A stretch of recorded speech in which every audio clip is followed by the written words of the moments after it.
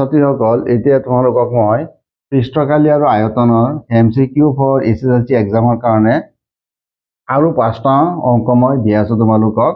এইখিনি সিৰিয়াল হ'ল 26ৰ অংকটো দিয়া আছে দুটা গোলকৰ আয়তনৰ অনুপাত 64:27 হলে সিহঁতৰ বক্ৰপৃষ্ঠৰ কালীন অনুপাত হ'ব। ইয়াত 4টা অপশন দিয়া আছে। অপশন এ দিয়া আছে 1:2, বি অপশন দিয়া আছে 2:3, সি অপশন দিয়া আছে 9:16, ডি অপশন দিয়া আছে 16:9। ইয়াৰ পৰা কোনটো শুদ্ধ হ'ব আমি বাছি উলিয়াব লাগিব। ইয়াত চোৱা দুটা গোলকৰ আয়তন দিয়া আছে, আয়তনৰ অনুপাত দিয়া আছে 64:27। আমি জানো যে গোলকৰ আয়তন 4/3 পাই r1 কিউব। যেহেতু দুটা গোলক দিয়া আছে গতিকে আমি r1 আৰু r2 ব্যৱহাৰ কৰিম। 4/3 পাই r2 কিউব। 4/3 পাই এই দুটো ক্যান্সেল গ'ল। এতিয়া 64/27 so r1 cube divided by r2 cube equal to 64/27 পালো। এতিয়া r1 আমি কিউবিকটো উঠাই দিম ইয়াৰ পৰা divided by r2 equal to এতিয়া 64ৰ ঘনমূল লম আৰু 27ৰ ঘনমূল লম। 64ৰ ঘনমূল হ'ল 4 অৰ্থাৎ r1ৰ মান পালো 4 আৰু r2ৰ মান পালো আমি 3 অৰ্থাৎ 27ৰ ঘনমূল হ'ল 3। এতিয়া আমি লিখিব পাৰো r1 equal to 4, r2 equal to 3। এতিয়া আকৌ কৈছে সিহঁতৰ বক্ৰপৃষ্ঠৰ কালীন অনুপাত উলিয়াব লাগে। সিহঁতৰ বক্ৰপৃষ্ঠৰ কালি হ'ল 4 পাই r1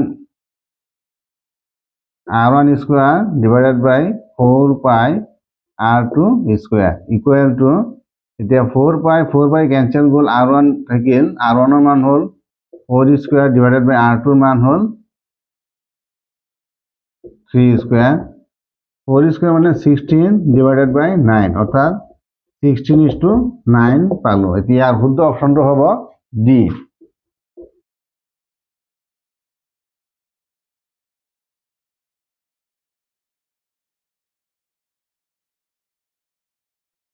এতিয়া 27 নম্বৰৰ যেটো MCQ আছে ইয়াত দিয়া আছে 15 সেন্টিমিটাৰ উচ্চতা আৰু 16 সেন্টিমিটাৰ ভূমি ব্যাসৰ এটা লম্ব বৃত্তাকাৰ শংকুৰ পৃষ্ঠকালি হ'ব।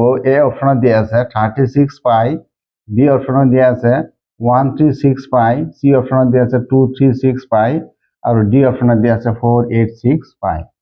ইয়াত চোৱা ছাত্ৰ-ছাত্ৰীসকল শংকু যেটো হ'ব শংকুটোৰ উচ্চতা দিয়া আছে। ইয়াত দিয়া আছে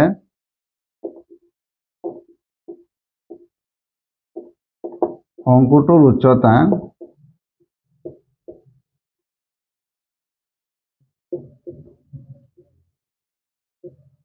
is equal to 15 সেন্টিমিটাৰ আৰু দিয়া আছে ভূমিৰ ব্যাস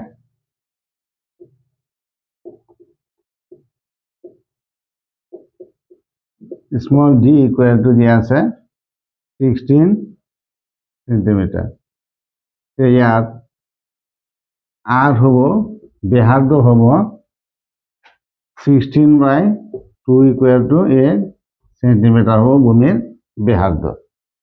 এই শংকুটোৰ আমি পৃষ্ঠকালি উলিয়াম। পৃষ্ঠকালি উলিয়াবলৈ হলে আমাৰ লাগিব পাই r l। এতিয়া আমি ইয়াৰ পৰা আমি l নিৰ্ণয় কৰিব লাগিব।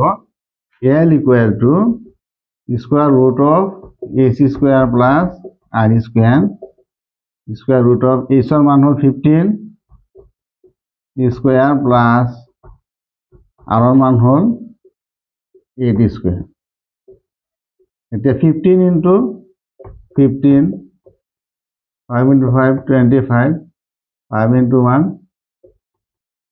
2 75 ইয়াত 15 5 2 2 to 5।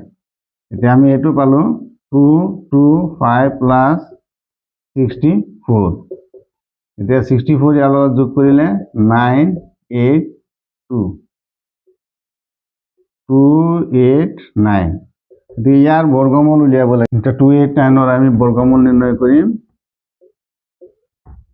17 দি চাম 17 ইয়াত 1 টাইমছ ইয়াত যাব 17 বাৰ 8 ৰ পৰা 7 গুচি গ'লে 1 2 ৰ পৰা 1 গুচি গ'লে 1 ইয়াত নামি আহিব 9 ইয়াত আকৌ 7 দি দিলে 7 into 7 49 ৰ 9 হাতত থাকি 4 7 into 1 11 17 টাইমছ গ'ল ইয়াৰ বৰ্গমূল ওলাইছে L ইকুৱেল টু ওলাইছে 17 সেন্টিমিটাৰ এতিয়া আমি পাই আৰ L বহুৱাই দিম পাই আৰ L ইকুৱেল টু আছে পাইৰ মান পাই আৰ ৰ মান হ'ল 8 into 17 সেন্টিমিটার স্কয়ার এটা 8 into 17 17 into 8 56 or 6 হাতত 5 8 into 1 আৰু 5 হ'ল 13 136 সেন্টিমিটাৰ স্কয়াৰ বা এটো আমি এনেকে লিখিব পাৰো 1365 সেন্টিমিটাৰ স্কয়াৰ ইয়াৰ শুদ্ধ অপশনটো হ'ব বি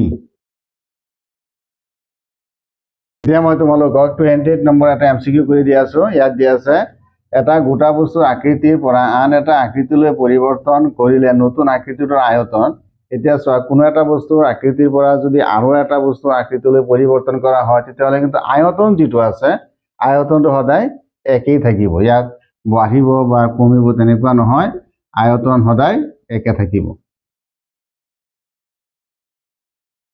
এতিয়া মই তোমালোকক 29 ৰ এটা এমসিকিউ কৰি দি আছো এটা উলমৰ সংযুতি হ'ল ছাত্ৰ-ছাত্ৰীসকল তোমালোকে নিশ্চয় ৰাজমিস্ত্ৰীয়ে কাম কৰা উলম এখন দেখিবলৈ পাইছা সেই উলমৰ কথাটো ইয়াত কোৱা হৈছে এটা উলমৰ সংযুতি হ'ল এই অপচনত দিয়া আছে এটা চুঙা আৰু এটা শংকু বি অপচনত দিয়া আছে এটা চুঙা আৰু এটা গোলক সি অপচনত দিয়া আছে এটা অৰ্ধগোলক আৰু এটা শংকু ডি অপচনত দিয়া আছে এটা চুঙা আৰু এটা শংকু ইয়াৰ শুদ্ধ অপচনটো হ'ব এটা অৰ্ধগোলক আৰু এটা শংকু দুয়োটা মিলি পেলাই এটা উলমৰ সৃষ্টি হৈছে ছাত্ৰ-ছাত্ৰীসকল মই 30 নম্বৰৰ এমসিকিউটো তোমালোকক কৰি দি আছো ইয়াত দিয়া আছে 32 সেন্টিমিটাৰ বাহু বিশিষ্ট ঘনক এটাৰ পৰা কাটি উলিয়াব পৰা 4 সেন্টিমিটাৰ বাহু বিশিষ্ট ঘনকৰ সংখ্যা হ'ব ইয়াত অপচন দিয়া আছে চাৰিটা এ অপচন দিয়া আছে 8 বি অপচন দিয়া আছে 64 সি অপচন দিয়া আছে 256 ডি অপচন দিয়া আছে 512 কোনটো ইয়াত শুদ্ধ আমি উলিয়াব লাগে এতিয়া চোৱা ইয়াত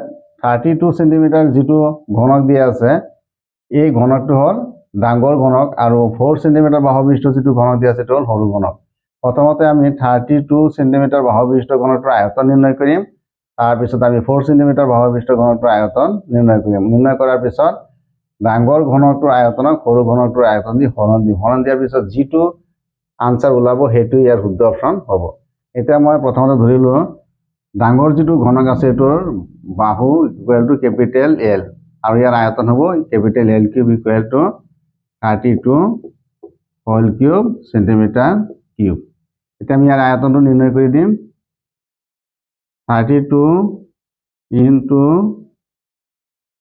32 2 into 2 4 2 into 6 2 into 3 6 3 into 2 6 3 into 3 9 এটা হ'ব 4 6 plus 6 12 for 2 হাতত থাকিল 1 9 1 10 আকৌ 32 দি আমি ইয়াক পূৰণ কৰিম 2 into 4 8 2 into 2 4 2 into 0 0 2 into 1 2 into 2 আছে ইয়াত 3 into 4 12 for 2 হাতত থাকিল 1 3 into 2 6 মানে 7 3 into 0 0 3 into 1 3 আমি যোগ কৰি দিম 8 4 plus 2 6 অকল ইয়াত 7 থাকিব 0 plus 7 7 2 plus 0 2 আৰু 3 এতিয়া আমি এটোৰ আয়তন পালো 3 2 7 6 8 সেন্টিমিটাৰ কিউব এতিয়া আমি সৰু ঘনকটোৰ আয়তন নিৰ্ণয় কৰিম L cube equal two 4 cube equal two 64 centimetre cube এতিয়া আমি ঘনকৰ সংখ্যা নিৰ্ণয় কৰিম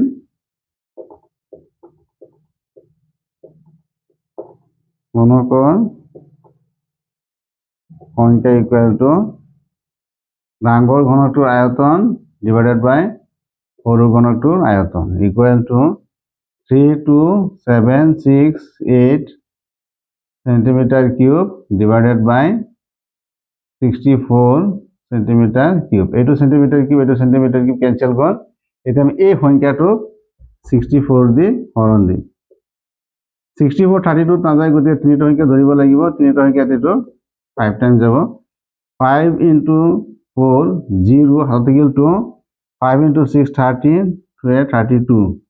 ইয়াত আছে 7, ইয়াত আছে 6। ইয়াত 7 6ত 1 বাৰ যাব 1 64। ইয়াত 6ৰ পৰা 4 গুচি গ'লে 2, 7ৰ পৰা 6 গুচি গ'লে 1, নামি আহিল 8। 1 to 8ত 2 টাইমছ যাব। 2 into 4 8, 2 into 6 12, আৰু বাকী নাই। এতিয়া আমি পালো 5 1 2 5 1 2, অৰ্থাৎ ইয়াৰ শুদ্ধ অপশ্যনটো হ'ব ডি।